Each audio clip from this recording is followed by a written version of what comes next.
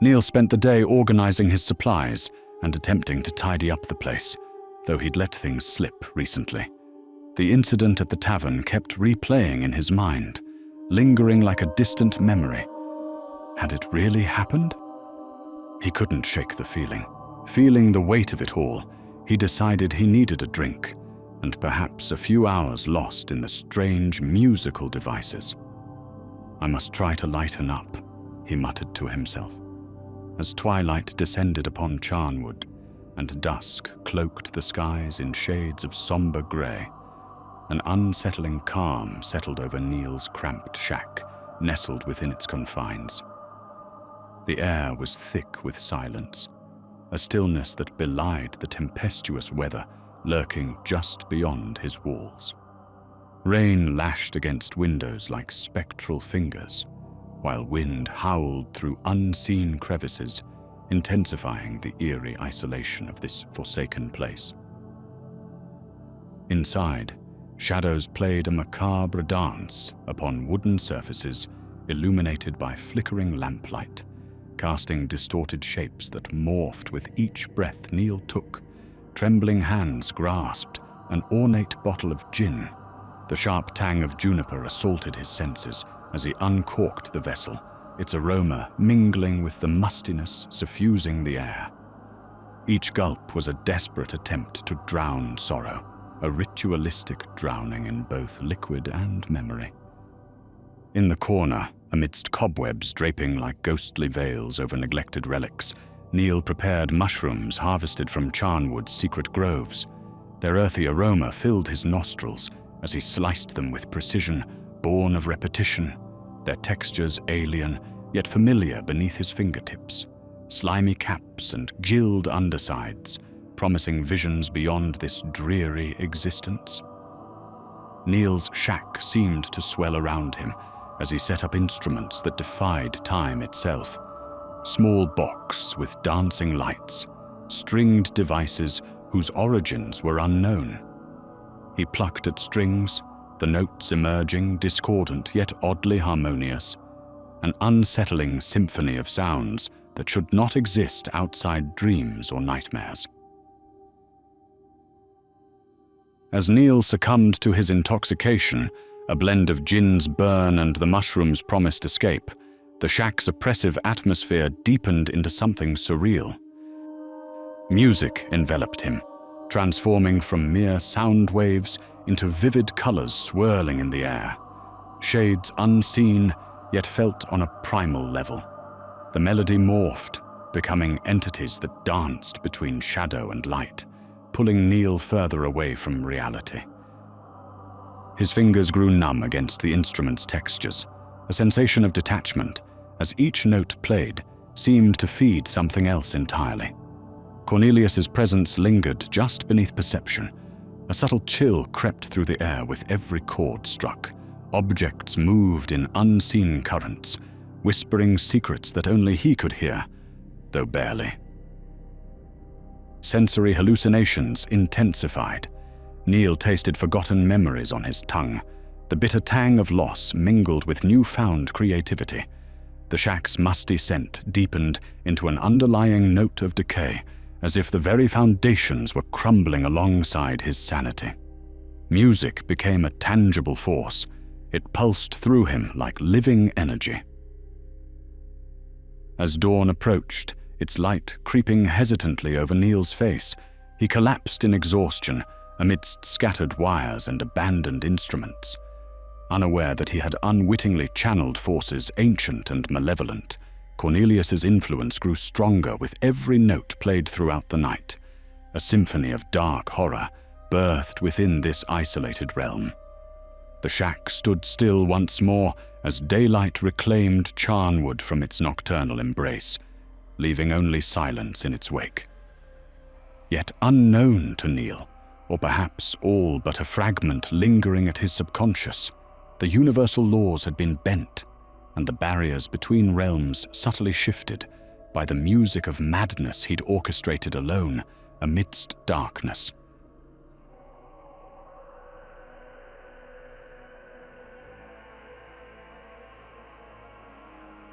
That night, Neil sat alone in his wooden cabin. He felt tired and confused. Firelight cast long shadows across the rough-hewn walls.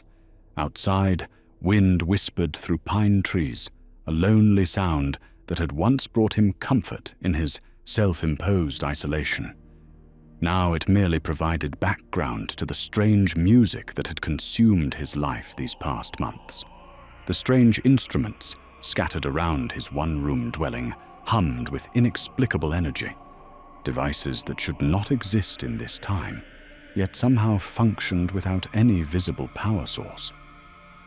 He swirled the remaining wine in his glass, a cheap vintage that was his one indulgence after days spent hunched over compositions that came to him in dreams.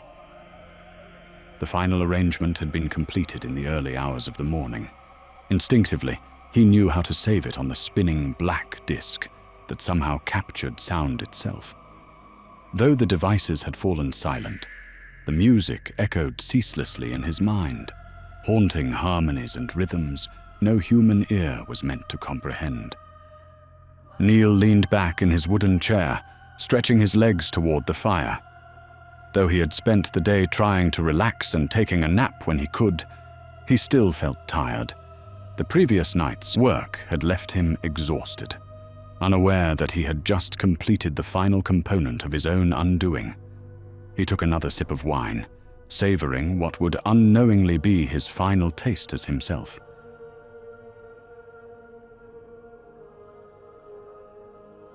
A peculiar tingling began at the base of his skull. Initially, it felt like the tension headaches he often experienced after long periods of concentration. Neil rolled his shoulders, trying to work out the discomfort.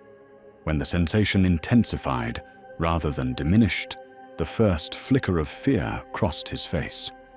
Without warning, Neil's spine went rigid.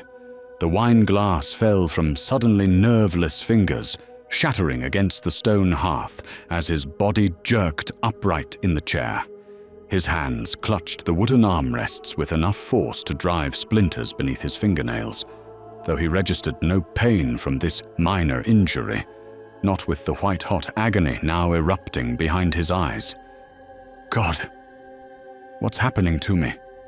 The words came out strangled as his throat constricted.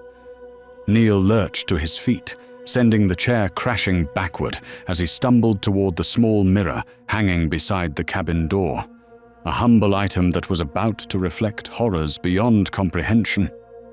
His reflection showed a face already transforming, skin draining of color before his eyes, taking on a waxy, corpse-like pallor in the firelight.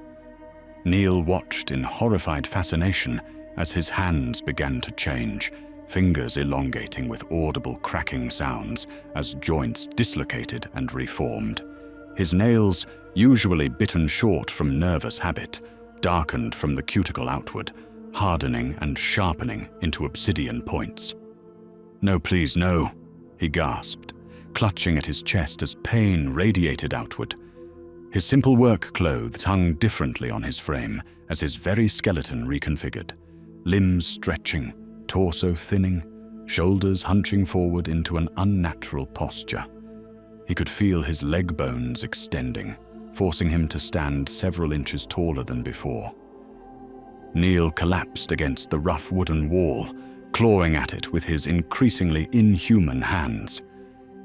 "This can't be real," he moaned, though some part of him had suspected this outcome from the moment those strange dreams began, from the first appearance of impossible devices in his isolated cabin. He dragged himself back to the mirror, morbid curiosity compelling him to witness his own transformation.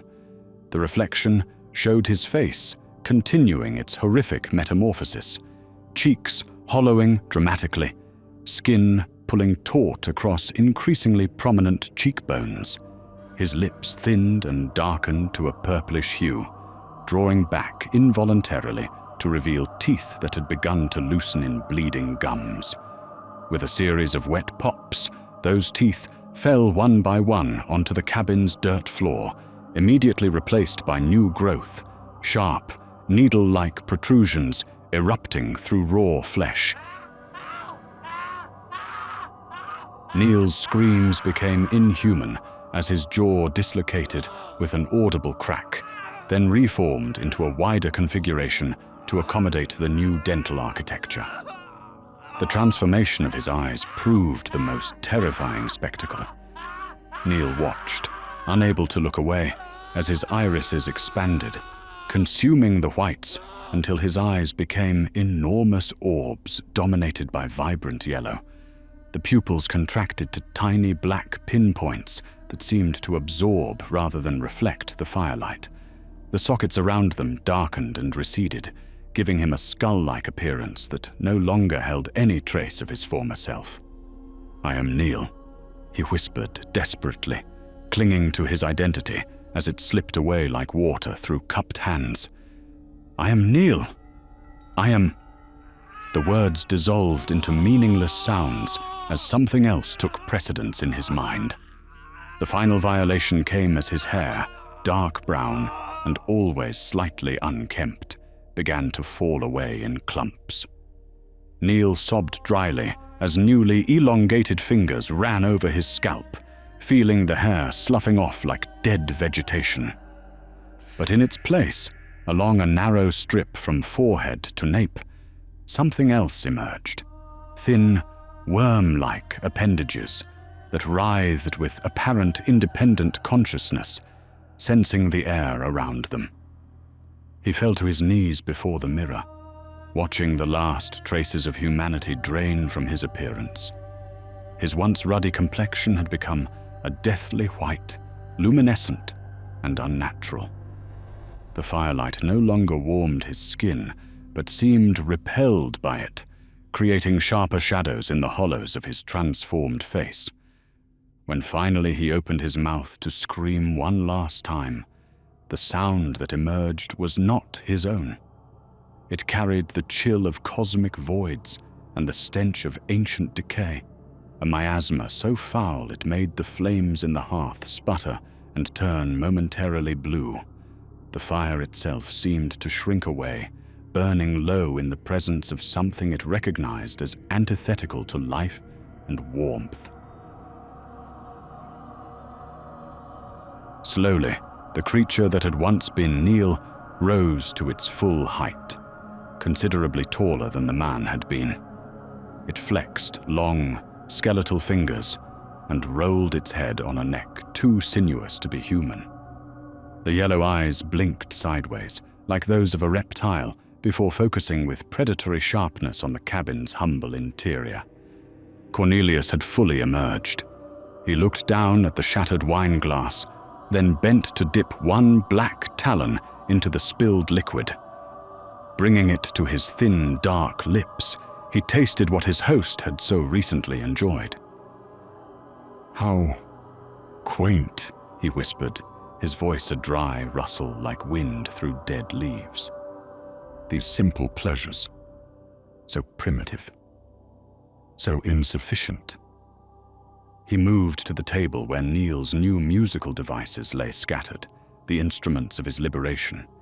His long fingers caressed the guitar-like object. He chuckled to himself, then turned towards the door.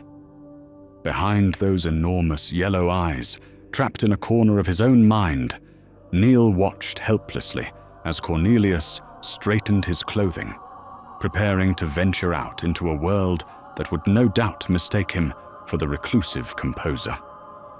Cornelius paused at the cabin door, inhaling deeply through flared nostrils, tasting the night air with senses Neil had never possessed.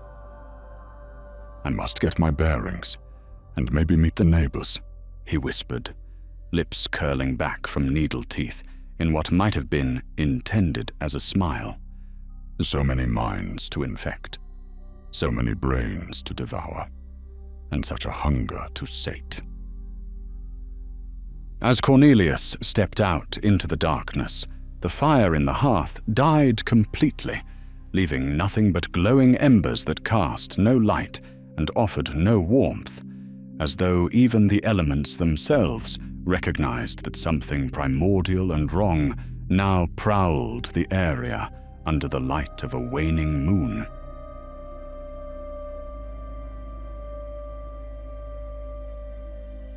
Cornelius pushed himself from the shack into Charnwood's misty embrace.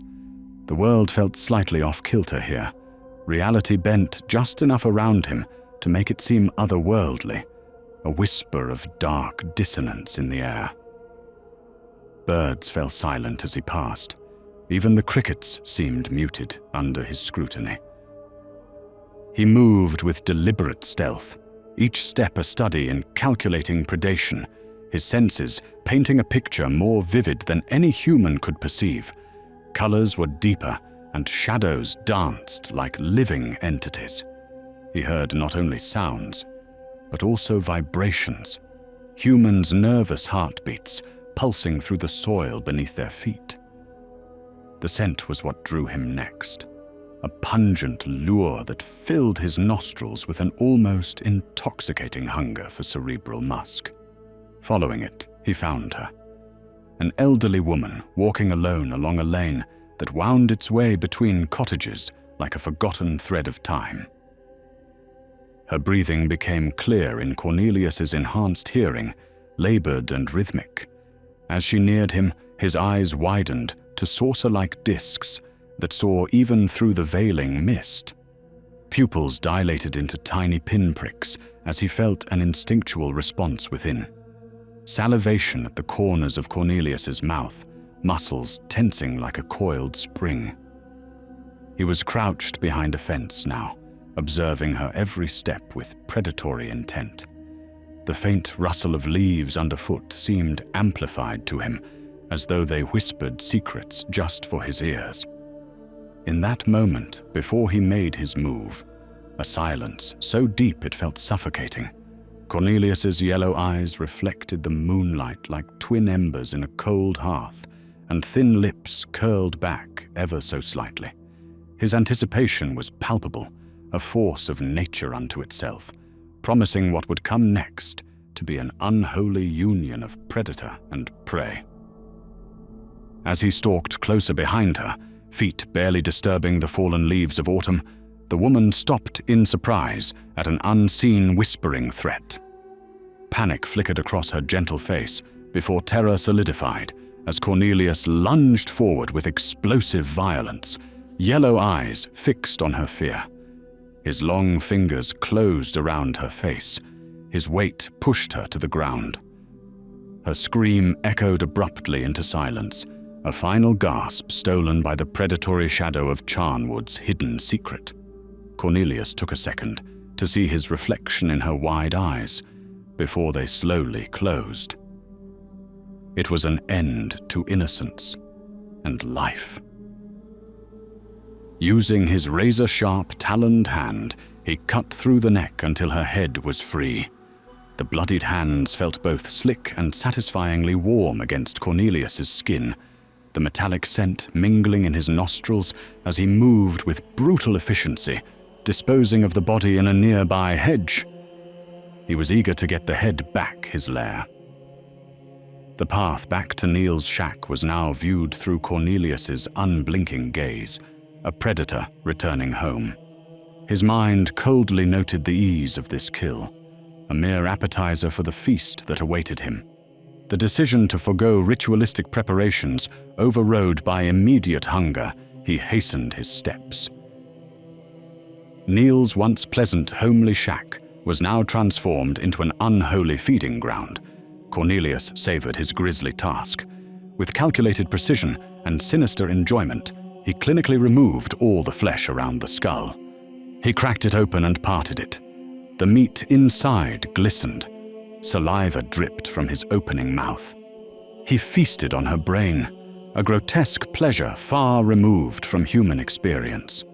The wet sounds of devouring mingled with dark gasps as Cornelius reveled in the macabre satisfaction. His hunger sated for now, Cornelius felt an invigorating strength surge through him, the dark meal complete without ceremony, but replete with fulfillment. He paused to consider his next move, strategically deciding it was time to return control of Neil's body. The transition would be smooth, a tactical retreat back into the recesses of this weak human vessel.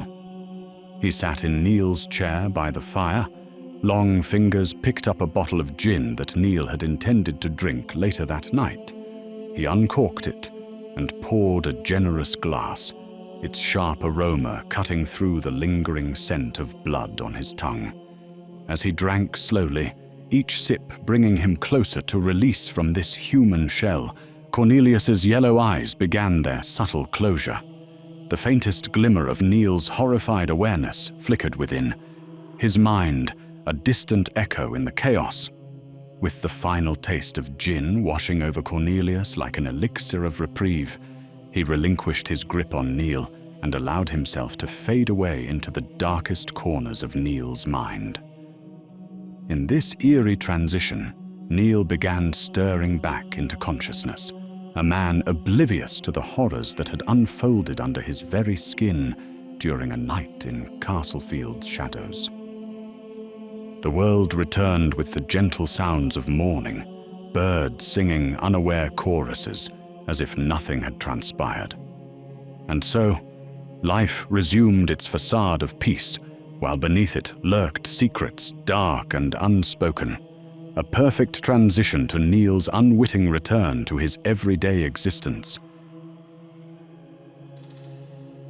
The world around him had changed subtly, imperceptibly altered in ways Neil couldn't quite place, yet refused to acknowledge outright.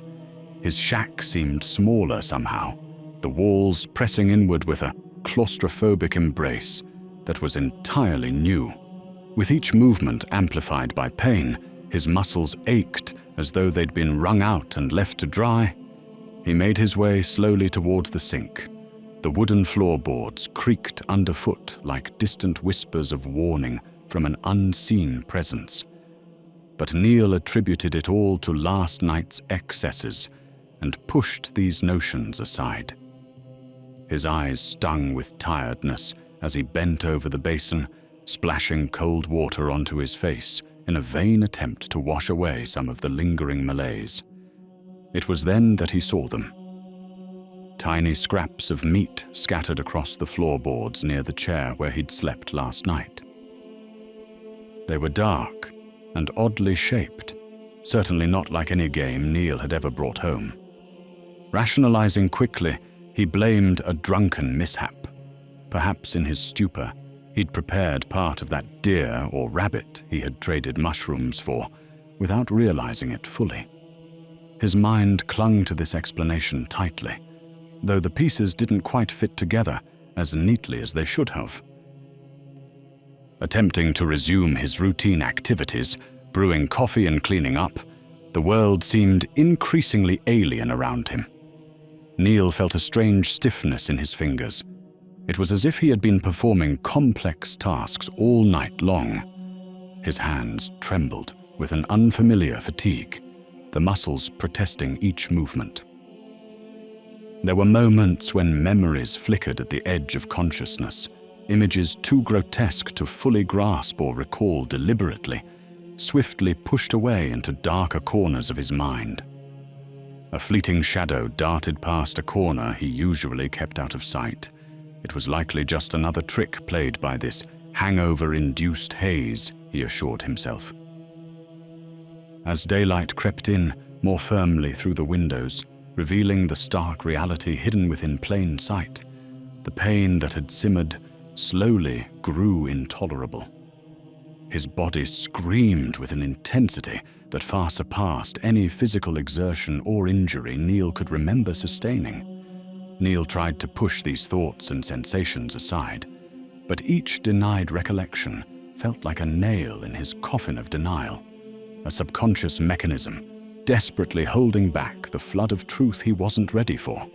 He avoided certain areas of the shack entirely, the very spots where those inexplicable meat scraps had lain, and steered clear from any lingering doubts or fears. Despite these efforts to maintain normalcy, Neil's condition deteriorated throughout the day. The strange pain in his body defied logic and explanation. It seemed to come from actions he couldn't remember taking. His mind fought against whispers that were not really there, echoes of a presence beyond human understanding, mocking him with their ethereal persistence. By afternoon, the shack had taken on an oppressive weight, as if under the watchful eye of something otherworldly, a sense that pervaded every corner and crevice of his once familiar home.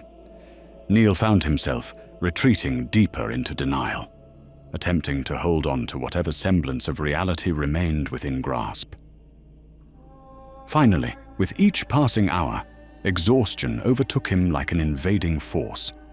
His body felt as though it were crumbling beneath the weight of secrets he hadn't yet uncovered.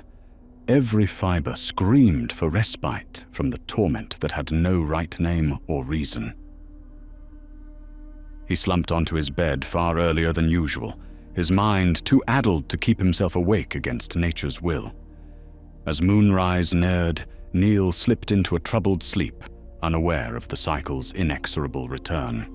Within his dreams lurked shadows and whispers, a prelude to Cornelius's potential resurgence.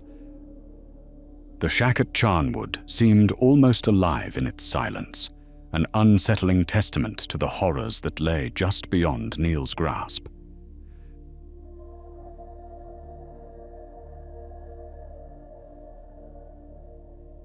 Neil rose from his bed, restless and unable to sleep from the aches that throbbed through his body. He prepared himself a hot drink and stoked the fire, adding fresh wood to the hearth.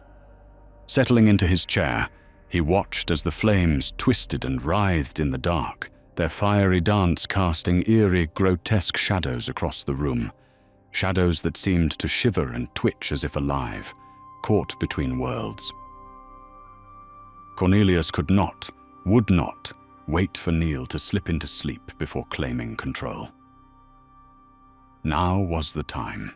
He would strike swiftly, forcing Neil to endure excruciating agony and witness the transformation. Neil sat drowsily by the fire, lulled into a false sense of security. But then it happened. An invisible force yanked him from his chair with sudden violence. His head snapped back as he was pulled upright, eyes widening in horror at what began to unfold within his own body, a metamorphosis so excruciatingly painful that each heartbeat seemed like the strike of a hammer. His vision distorted grotesquely. Neil saw himself momentarily reflected in an old mirror across the room. The image warped and writhed, as if possessed by some otherworldly force, but it was more than just his eyes. His skin began to crawl with sensations alien to human flesh. His hands transformed before him into something unrecognizable, fingers stretching unnaturally. A cacophony of sounds erupted from within, the sickening crack of bone against bone, the audible groan as sinew and muscle were pulled beyond their limits. Neil screamed, a sound that twisted and morphed into an inhuman wail filled with terror. His consciousness desperately clawed at reality, grasping for anything tangible to anchor him. He tried to grip onto a chair leg or any semblance of stability, but found his hands slipping away from him like water through fingers. The room seemed to pulse around him, objects trembling and shifting, as if reacting in horror to the transgression against nature's laws occurring within Neil's body. Flashes of memory surged into his mind, memories of previous transformations, moments when he was no longer Neil, but a vessel for something ancient and alien. A terror deeper than fear crept over him. It was the realization that Cornelius had taken hold before and would do so again with merciless precision. In those few terrifying seconds where clarity persisted amidst chaos, Neil recognized what this meant, the horror of one consciousness forcibly supplanting another within his own flesh. The futility of human will against such a force became starkly clear as the transformation continued inexorably. Cornelius's presence grew stronger, pushing aside Neil's consciousness while leaving him with only shards of awareness. a spectre forced to watch in silent horror. The metamorphosis reached its terrible conclusion. His body was reshaped and reborn into something not human. As Cornelius fully emerged, he stood before the mirror that had momentarily held a reflection of Neil's torment. Cornelius looked at himself with an expressionless gaze filled with ancient contempt. His transformation complete, he surveyed the shack in which this grotesque dance between flesh and spirit played out time and again. Neil's consciousness, confined to the dark cell in the back of his mind, is forced to witness as Cornelius steps forward into the twilight, leaving behind nothing but faint memories of a man lost in the maze of his own mind. The fire flickered one last time before dimming, shadows returning to their lifeless state. A small mouse looks out from behind a book on the shelf. Its nervous eyes had witnessed a violation, not just of humanity, but of all natural law.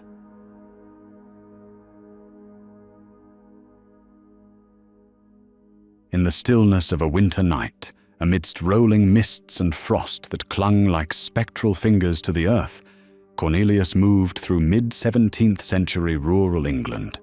He had chosen this moment to step further from Charnwood and Castlefields into Myrtle Village, a place where humanity lay huddled in their humble abodes, unaware of his presence. His form was little more than a faint silhouette, gliding silently through the shadows, his skeletal frame barely disturbing the mist that enveloped him. The village lay ahead, its soft glow from hearths flickering like dying embers against the dense blackness. But Cornelius knew better than to approach with haste. He lingered on the outskirts, hidden by the trees that stood like silent sentinels in the night. The pale moonlight made the frost on the ground gleam, reflecting off his gaunt, almost translucent skin, yet he remained unseen.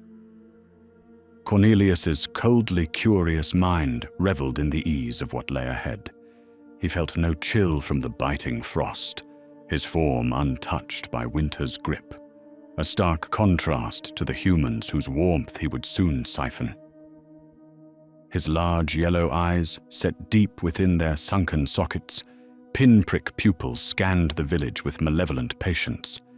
He knew this land, Neil's memories of its people and their habits being ripped from his mind. The tavern was a good starting point. Cornelius could already feel the warmth of drunken laughter and the scent of stale ale wafting in the distance. His lips, thin and dark, pulled back in a twisted mockery of a smile, revealing his needle-like teeth that glistened in the moonlight. They would never expect him.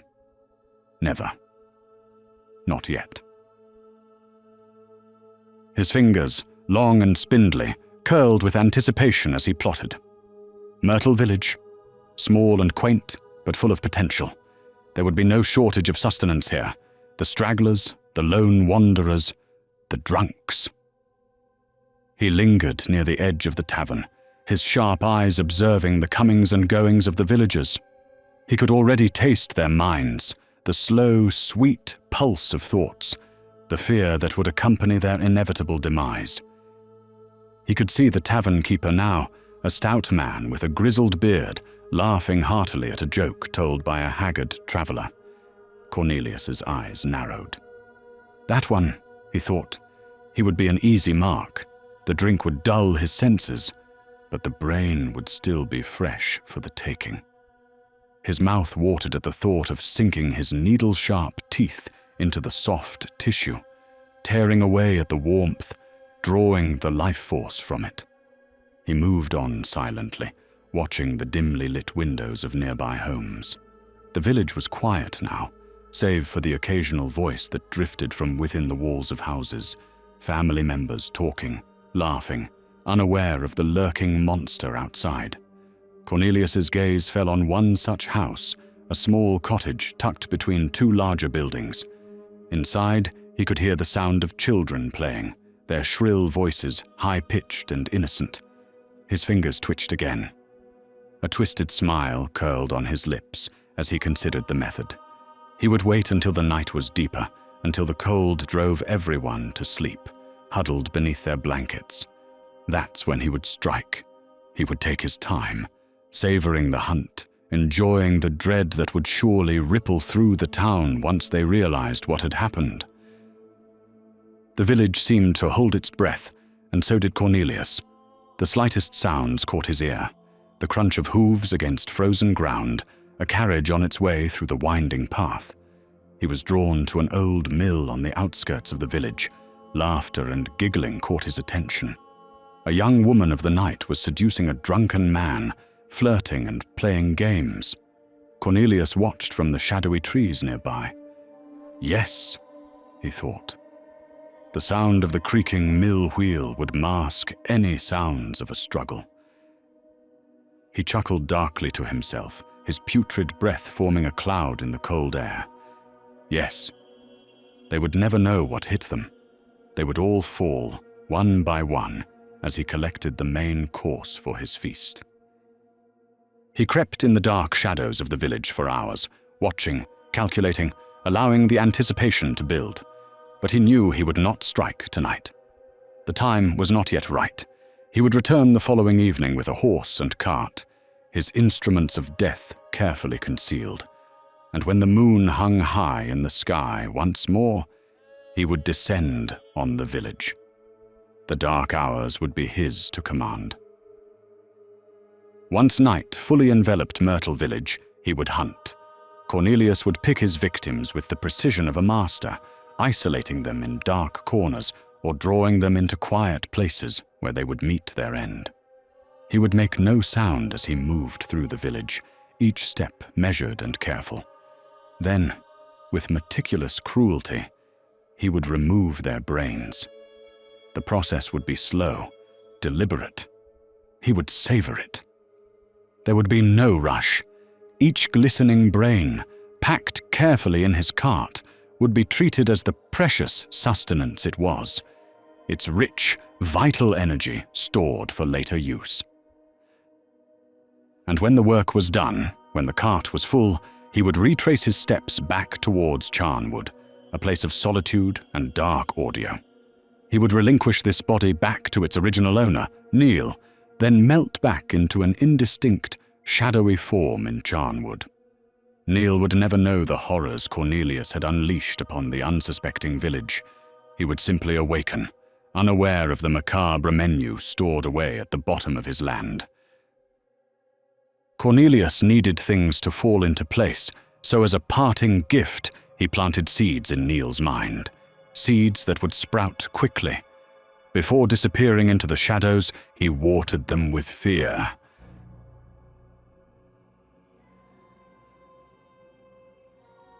As dawn broke over Charnwood, the landscape lay shrouded in an unsettling stillness that was more than just atmospheric. It seemed almost tangible, clinging to Neil as he stumbled through his front door. His eyes widened with unnatural clarity at the sight of his dilapidated shack. It bore a new order, every corner arranged by hands not entirely his own.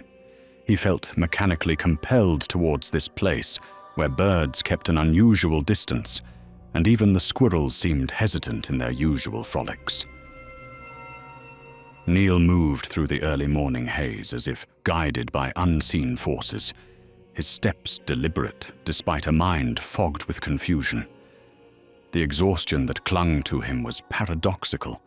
He had slept, yet felt drained, his thoughts scattered like leaves caught in an unyielding wind.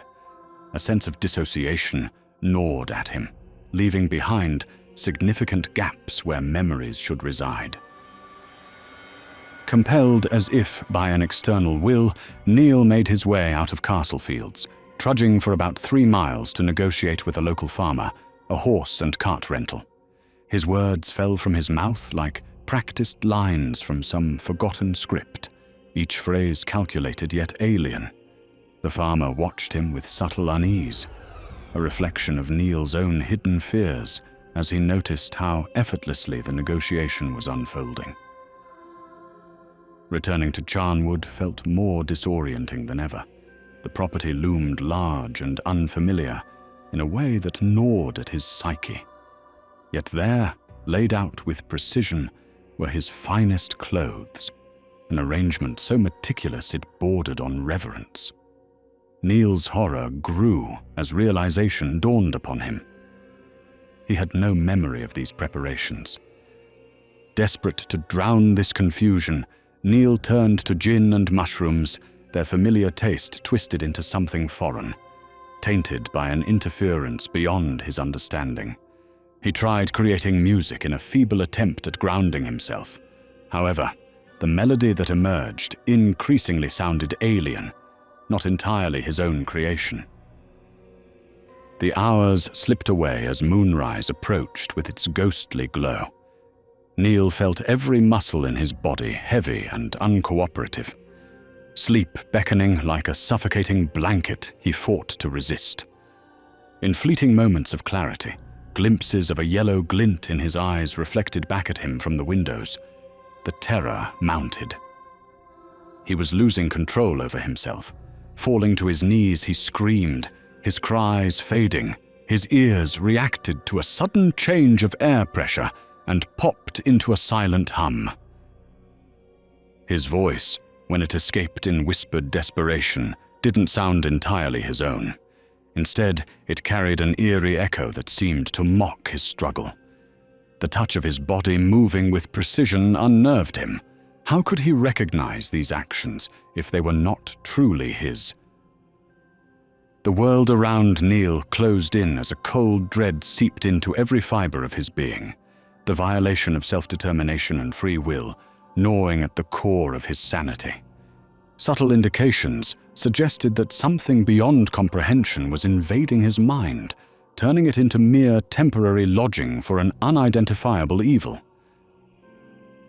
As he fought against this mental breakdown, Neil's rationalizations crumbled under the weight of Cornelius as hold, the terrifying implication that he was merely a vessel awaiting occupation by some other entity. With one last desperate surge of awareness, before darkness claimed him completely, Neil glimpsed what had been lurking in his own home, a realization both profound and horrifying. His consciousness might never reclaim its rightful place.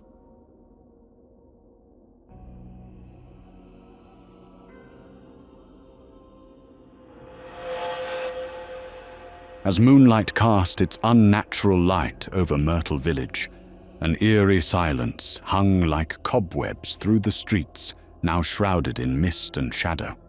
It was as if even time itself had paused, waiting for something sinister to unfurl beneath the celestial gaze of a blood-orange moon. Cornelius moved with a chilling grace through the village, a wraith-like figure slipping between shadows cast by moonlit trees. The strategic hunting grounds he had scouted were now arenas of his macabre theater, where peace was perverted into horror under his calculated touch. Albert the innkeeper was gathering wood from behind the tavern when the chill of the night deepened unnaturally. Cornelius emerged from the dark corner where shadows pooled like ink, his spindly form moving with slow deliberation. Albert froze as he noticed his towering figure. His breath, a toxic mix of rot and malevolence, filled the air, choking his resolve. "Can I help you, sir?" he managed to ask, his voice trembling. Cornelius stepped forward, his needle-like teeth glinting with decay, as he uttered a single, guttural word that froze his blood. "Yes." Albert's trembling hands clutched the bundle of wood as Cornelius's towering figure emerged from the mist, his breath, rancid and unnatural, coiled around him like a living thing. "What do you want?" he whispered, his voice barely audible over the pounding of his heart. Cornelius tilted his head, his worm-like hair writhing as if in anticipation. He took a deliberate step forward, his needle-like teeth glinting in the moonlight. Albert backed away, his foot catching on a root. He fell, the wood scattering around him as Cornelius loomed above, his shadow stretching unnaturally long. The last thing he saw was his hand reaching out, the black nails gleaming like obsidian. In a flash, Corneilus ripped out his throat. With his hand embedded through to his spine, he lifted Albert up off the ground and brought his face up to his, faint gurgling sounds and blood bubbles escaping his mouth.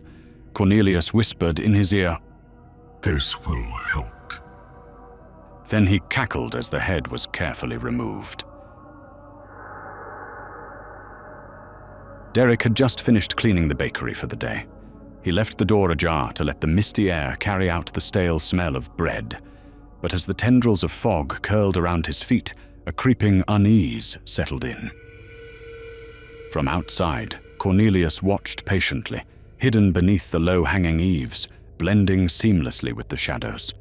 His yellow eyes pierced through the mist, fixed on Derek with predatory intent. A fleeting whistle broke the silence, a sound too low and too wrong to be human, drawing Derek to the door. The fog seemed to thicken as he stepped outside, swallowed in the void that Cornelius now dominated. Derek's breath came in short gasps as he stepped outside, the bakery's warm light fading behind him as he looked for the origin of the sound. Cornelius's form materialized from the mist, his gaunt face and sunken eyes a vision of death itself. The baker froze, his instincts screaming at him to run, but his legs refused to obey. Cornelius's voice, low and guttural, broke the silence. "You have been chosen." The word sent a shiver down Derek's spine, his knees buckling as Cornelius advanced. The fog thickened, wrapping around them like a shroud. Cornelius's long fingers brushed against Derek's shoulder, the touch cold and unyielding. The baker's scream was swallowed by the night as Cornelius whirled around him, his hands constantly slashing and stabbing. The body was unable to fall due to the vortex of assaults. The village fell silent once more as Cornelius sank into the shadows, head in hand. The rhythmic clang of metal echoed faintly across the mist-laden village as the blacksmith, Robbie, tended to his forge late into the night. Unbeknownst to him, Cornelius's shadow crept closer, his movement unnaturally fluid, bending and contorting with the flicker of firelight.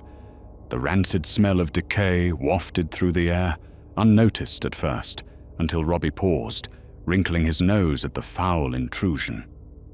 A cold shiver slithered down his spine as Cornelius chuckled in the darkness, his skeletal form merging into the dim light. With eyes as black as an abyss, yet glowing with an unholy yellow, he grinned. Robbie's hammer fell silent as the oppressive stench of rot filled the air, thick and suffocating. He turned, his eyes scanning the dimly lit yard.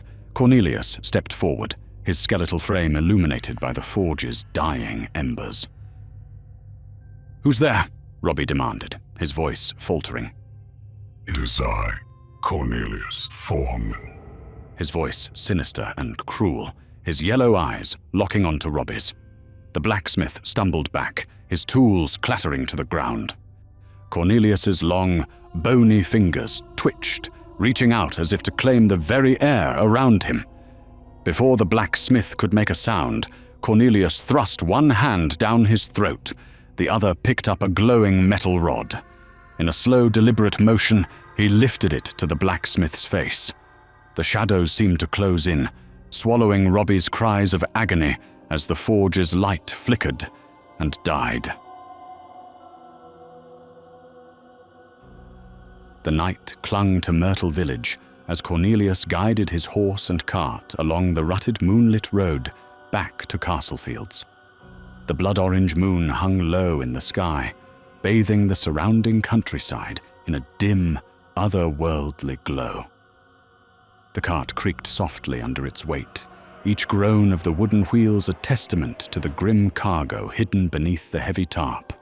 The horse, its breath steaming in the cold night air, moved with a steady rhythm, seemingly unbothered by the unnatural aura of its master.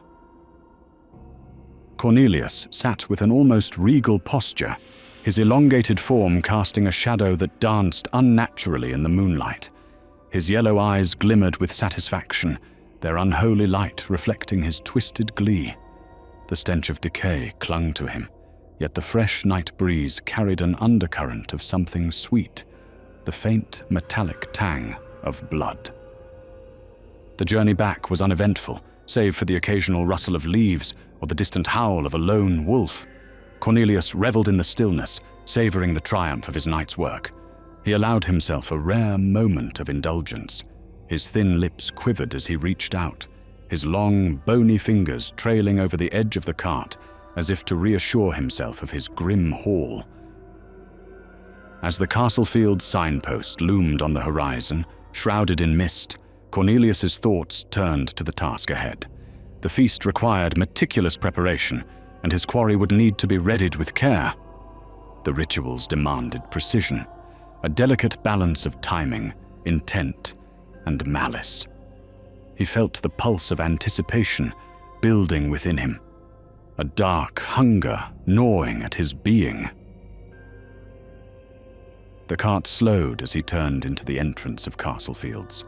When he reached Charnwood, Cornelius dismounted with a fluid grace, his spindly frame moving almost humanly as he guided the horse and cart onto the land. Tomorrow night would bring the culmination of his dark plans. But for now, Cornelius felt an unsettling calm settle over him, his contentment as vile as the deeds that had brought him to this moment. The feast would be worthy of his cruel ambition, and the village would once again tremble beneath the shadow of his malevolence. He moved to the cart, its wooden frame sagging under the weight of his haul.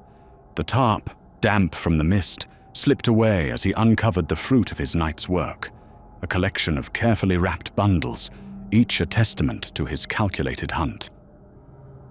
Cornelius worked methodically, his long, bony fingers gripping each bundle with deliberate care. He carried them past the shack and through the overgrown orchard. His destination lay at the far edge of Charnwood, a decrepit shed, forgotten and swallowed by shadows. The structure leaned precariously, its walls coated in moss and its windows opaque with grime. But it suited his needs perfectly, isolated and undisturbed. The heavy door creaked as Cornelius shoved it open, the sound echoing briefly before the night consumed it. Inside, the air was thick and stale, tinged with the scent of rot and damp wood. He stepped inside, his yellow eyes scanning the interior as if to confirm its solitude. One by one, he carefully unwraps the bundles, placing them in a kind of embryonic sack suspended from the ceiling. When the last head was placed inside, Cornelius spoke words from a tongue not of this realm. The sack slowly started to fill with a thick fluid. He lingered for a moment, staring at the faces before him. The dark hunger within him stirred, anticipating the rituals that would bind his essence more deeply to this dimension. Satisfied, Cornelius turned and stepped out into the mist-laden night. The shed stood silent, a vessel for the horrors to come, as Cornelius made his way back to the cart. Tomorrow he would return to prepare the feast, a ceremony of power and malice that would strengthen his dominion. The horse and cart awaited him as he strode back. He had to leave the beast and cart in an old stables not too far away, then make his way back to the shack. Cornelius mounted the cart, his gaunt figure illuminated briefly by the moonlight, before the mist swallowed him once more.